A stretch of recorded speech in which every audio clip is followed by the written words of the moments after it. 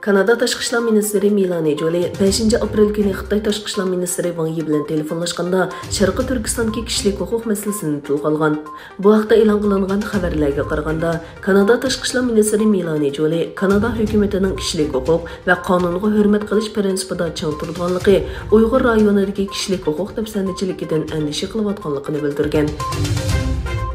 Hindiston taratqullaridagi xabarlarga qaraganda, Amerikada turishliq to'r bexatarlik shirkati xotirlangan kelgusi tarafidan e'lon qilingan dokladda Xitoy xakerlarining yaqinqi 8 oy ichida Ladakh atrofidagi Hindistonning tok tarqitish markazlariga to'r hujumi qilishga uringanligi e'lon qilingan.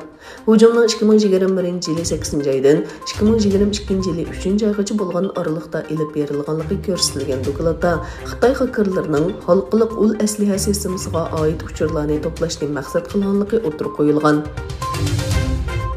Xitoydagi karantin sababidan Shanxay portida to'ntilgan yemeklik va ximiylik buyumlarni to'shiydigan yuk sanduqlari saqlashga majbur bo'lgan.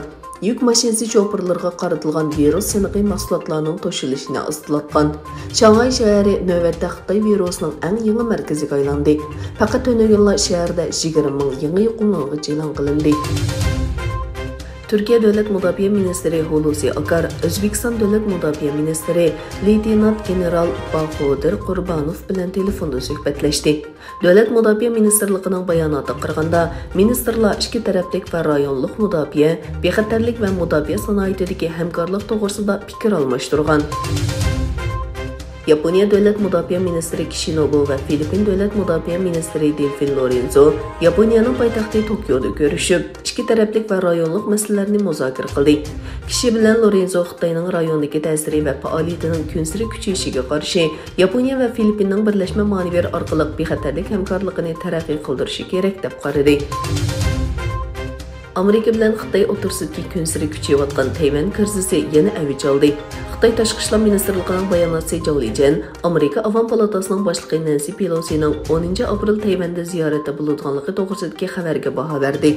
Zhao, agar Pelosi Tayvanni ziyorat qilsa, keskin tadbir qo'llanilganligi to'g'risida ogohlantirib, ziyoratdan kelib chiqqan oqibatlarga Amerikaning mas'ul ekanligini aytdi. Ma'lum bo'lishicha, 10 aprel Amerikaning Tayvanga harbiy yordam bilan ta'minlaydigan Tayvan munosabati qonuni ma'qullanganligining 43 yillik ekan.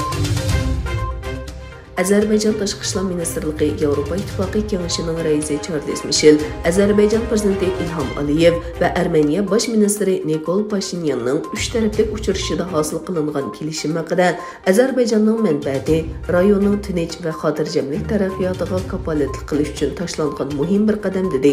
3 taraf yig'inda Azerbaycan bilan Armeniya o'rtasida tosh yo'l va temir yo'lning ichilishining muzokara qilinganligi o'tirib qo'yildi.